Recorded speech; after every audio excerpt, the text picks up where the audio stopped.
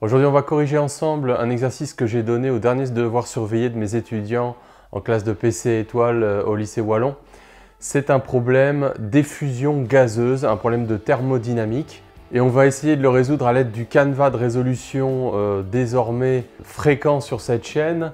Donc, s'approprier, élaborer une stratégie, mettre en œuvre cette stratégie et valider cette stratégie. Donc, le problème initial est simple. On a deux compartiments de même volume 20 litres et initialement, on a du gaz que dans le compartiment A, le compartiment de gauche, et on a mis 1 mol et on n'a mis aucune particule dans le compartiment B. Et on va créer un petit trou d'une section de 1 mm².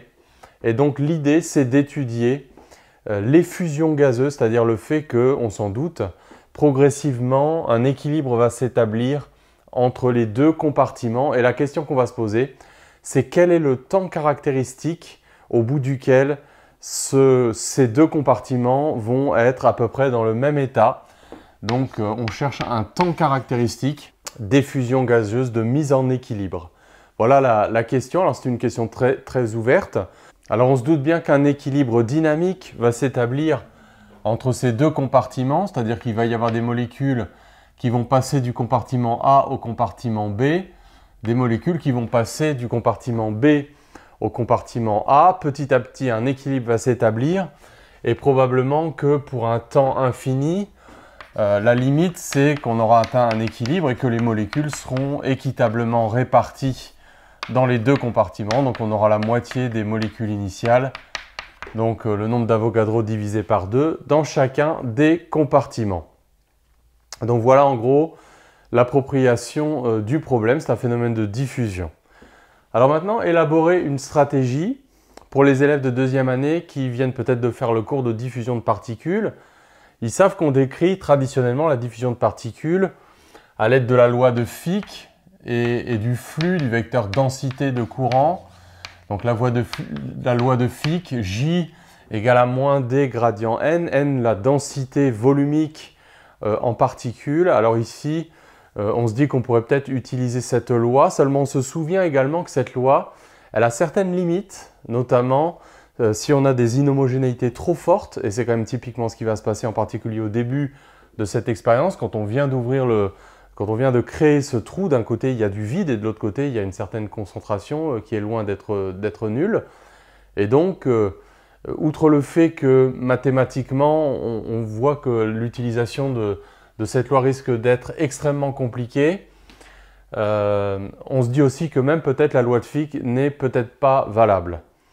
Donc on va peut-être essayer de décrire le gaz encore à un niveau plus microscopique que ça. Alors on va faire un certain nombre d'hypothèses pour résoudre ce problème-là. Donc les hypothèses qu'on va faire, c'est qu'on a affaire à un gaz parfait. Un gaz parfait. Et puis on va essayer peut-être de réinvestir la distribution des vitesses que l'on avait utilisée dans la vidéo pour la démonstration de la pression cinétique. Pour modéliser le champ des vitesses d'un champ isotrope et homogène, on va supposer, et ça c'est certainement loin d'être vrai, où j'avais oublié de dire que ces deux enceintes étaient plongées dans un thermostat à la température T, on va supposer que le gaz reste à la température T, quelle que soit sa concentration. Alors ça bien sûr c'est sûrement une hypothèse très abusive et très simplificatrice. Et on va supposer que on a, comme dans ce modèle de pression cinétique, pour essayer de tenir compte simplement de l'isotropie du champ des vitesses, un tiers des molécules qui ont une vitesse dirigée selon plus ou moins EX, un tiers selon EZ, un tiers selon EY. Et donc, il y a un sixième pour une direction donnée, donc un sixième selon le sens, par exemple, de EY croissant et un sixième selon le sens du vecteur EY décroissant. Donc ça, c'est la modélisation qu'on va faire et on va supposer que toutes les molécules du gaz vont à la vitesse quadratique moyenne, racine de 3 kBt sur petit m, ou aussi d'ailleurs racine de 3 grand RT sur grand M, où grand M est donc la masse molaire du gaz, donc 80% de diazote par exemple, si c'est de l'air. Donc voilà les hypothèses qu'on va faire pour traiter ce problème-là, et on va essayer de cette façon d'évaluer de faire un bilan, en fait, d'établir une équation différentielle en NA/NB de t, en essayant de faire un comptage du nombre de particules qui vont passer soit du compartiment A au compartiment B pendant un intervalle de temps dt, soit l'inverse, c'est-à-dire passer du compartiment B au compartiment A. Donc voilà en gros la stratégie, les hypothèses qu'on va faire. Alors évidemment, ce même problème pourrait être donné et on pourrait introduire ces hypothèses-là. Ça rendrait la chose beaucoup plus accessible.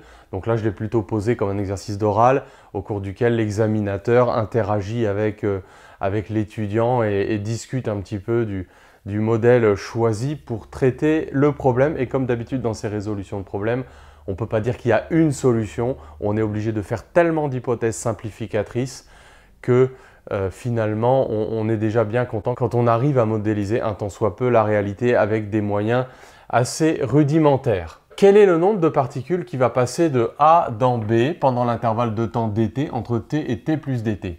Alors, il faut que ces molécules soient suffisamment proches du trou et comme avec l'histoire de la pression cinétique, donc il faut qu'elles soient contenues dans un cylindre de volume d'étau, donc S. Et puis, il faut qu'il soit suffisamment proche du trou, donc de longueur U dt, où U, donc la vitesse quadratique moyenne, nous donne un ordre de grandeur de la vitesse instantanée des molécules du gaz.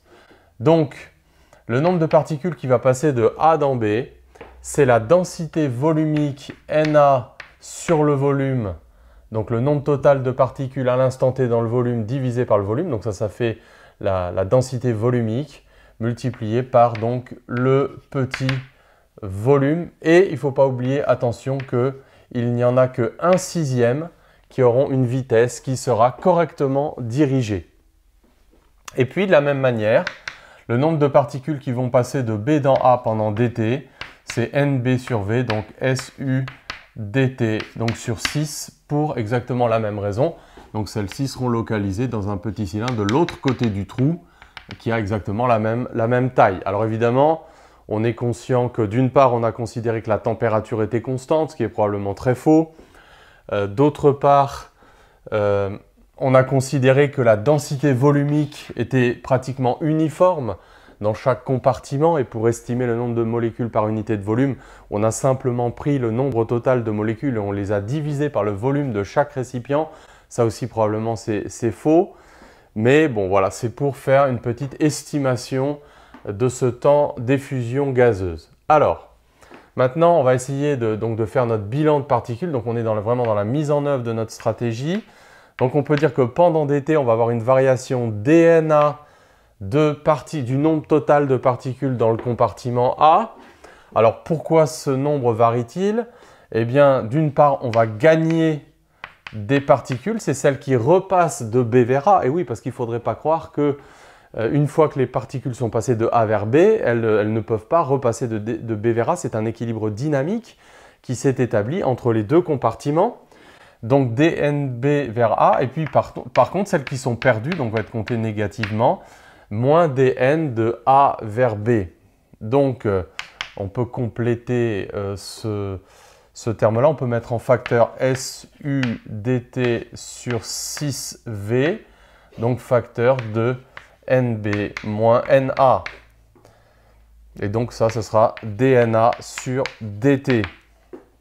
Et dNB sur dt, bah évidemment, c'est moins dNA sur dt, hein, puisque la somme totale du nombre de particules, et ça on aurait pu l'écrire tout de suite, évidemment, reste constante. Et vaut toujours le nombre d'Avogadro, le nombre initial de particules qu'on a mis. Donc on a Na plus Nb à chaque instant égale Na. Donc dNb sur dt, c'est moins dNa sur dt. Alors comment résoudre ça? Eh bien, on peut faire une substitution. Par exemple, remplacer Nb par grand Na, le nombre d'Avogadro, moins Na, le nombre de particules dans le compartiment A. Donc ça fait Su. Ah oui, alors le dt, je l'avais simplifié. Donc SU sur 6V, facteur donc de... Alors, il ne faut pas, attention, s'en mêler les pinceaux entre le nombre d'Avogadro. J'essaie de mettre un N, hein, comme j'ai appris à l'école primaire, avec un N un peu arrondi. moins 2Na. Donc là, ce Na, il est droit. Donc c'est le nombre de particules dans le compartiment A. Donc c'est 3V sur SU. Donc on va poser taux est égal à 3V sur SU. Alors comme je l'avais déjà suffisamment, j'ai beaucoup insisté sur ce point dans la vidéo sur l'utilisation de l'analyse dimensionnelle en physique.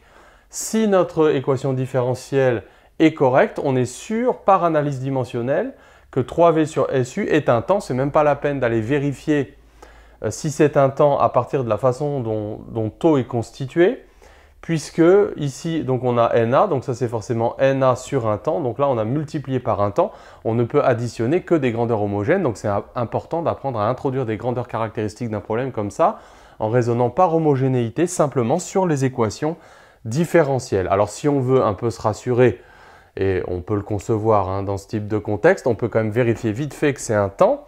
Donc là, on a un volume, donc c'est une distance au cube, fois une surface, une distance au carré, multiplié par une vitesse, donc une distance divisée par un temps. Donc effectivement, c'est bien un temps. Mais encore une fois, ça, c'est voilà, pour se rassurer. Et alors probablement que ce temps est le temps caractéristique de notre problème, puisqu'on voit que du coup, Na de t, c'est... Alors, on est aussi rassuré par le second membre, hein, parce qu'on voit que quand t tend vers l'infini, notre solution particulière correspond en fait à la limite, quand t tend vers l'infini. Et puis donc, en appliquant les conditions initiales, donc initialement, on avait Na, donc on voit que A vaudra Na sur 2, facteur 2, 1 plus exponentielle, moins t sur taux. Donc on voit bien que quand t tend vers l'infini, encore une fois, on tend vers le nombre d'Avogadro divisé par 2. Et puis donc on aura Nb de t qui vaut donc le nombre d'Avogadro moins Na de t. Donc qui vaudra Na sur 2, facteur de 1 moins exponentielle moins t sur taux. Donc le mieux c'est de faire un petit graphe. Et donc, on voit que les deux tendent vers Na sur 2. Donc, pour Na de t, on est parti de Na, donc avec un temps caractéristique taux. Donc, ça, c'est le graphe de Na de t. Et puis, Nb de t qui démarre de 0 et qui tend vers la même limite. Donc, Na sur 2 avec le même temps caractéristique, donc tangente à l'origine, qui coupe l'asymptote en taux. Donc, on a notre temps caractéristique. Alors, ça pourrait être intéressant de le calculer. Alors, je te laisse le faire avec les données qui sont là. Tu peux par exemple prendre la masse molaire, donc la masse molaire du diazote, 28 grammes par mol. Attention, mets-le bien en kilogrammes par mol dans l'application numérique. Et on trouve un temps taux de l'ordre de 2 minutes. Alors évidemment, le résultat, tu l'obtiens en secondes, mais si tu le convertis dans une unité agréable, c'est de l'ordre de 2 minutes. Donc, on voit que ce temps, est-ce qu'il est peut-être sous-évalué? C'est possible. Mais bon, ça nous donne quand même un ordre de grandeur. Est-ce que ça va prendre quelques secondes? Est-ce que ça va prendre quelques heures? Est-ce que ça va prendre des siècles? Voilà, on ne peut pas demander plus à ce modèle que de nous donner une petite indication de ce temps caractéristique. Et alors, ce qui est quand même aussi intéressant, c'est de voir comment ce temps caractéristique varie avec, par exemple, la masse des molécules. Donc, on voit que ce temps caractéristique, si on remplace U par sa valeur, donc étant m sur racine de m sur 3 kBt, donc là je donne une version plutôt microscopique avec la masse de chaque molécule pour mettre la masse molaire sur R, sur RT. Et donc on voit que le temps caractéristique est proportionnel à la racine de m, donc ce qui veut dire que plus les molécules sont légères, plus le temps sera court, donc plus elles vont s'échapper. Donc on peut imaginer par exemple ici qu'on mette un mélange de deutérium et de dihydrogène et on pourrait réfléchir à un enrichissement isotopique d'un gaz par effusion gazeuse. Donc on voit que celui qui s'échappe le plus vite, c'est le plus léger, ça va être le dihydrogène. Donc on va enrichir notre mélange en deutérium et donc si on stoppe l'effusion à un moment donné, on peut reprendre le gaz qu'on avait, à nouveau réaliser une nouvelle effusion gazeuse dans un compartiment vide et comme ça, petit à petit, enrichir le mélange dans le gaz le plus lourd. Voilà, donc je pense que c'était une démarche intéressante. On a réinvesti ce petit modèle élémentaire du champ des vitesses d'un gaz parfait. Et puis voilà, on aboutit donc à un résultat intéressant également quand on voit la dépendance de taux avec la masse des molécules diffusantes du gaz. Voilà, j'espère que cette petite résolution de problème t'aura appris quelque chose et on se retrouve dans une prochaine vidéo. À bientôt!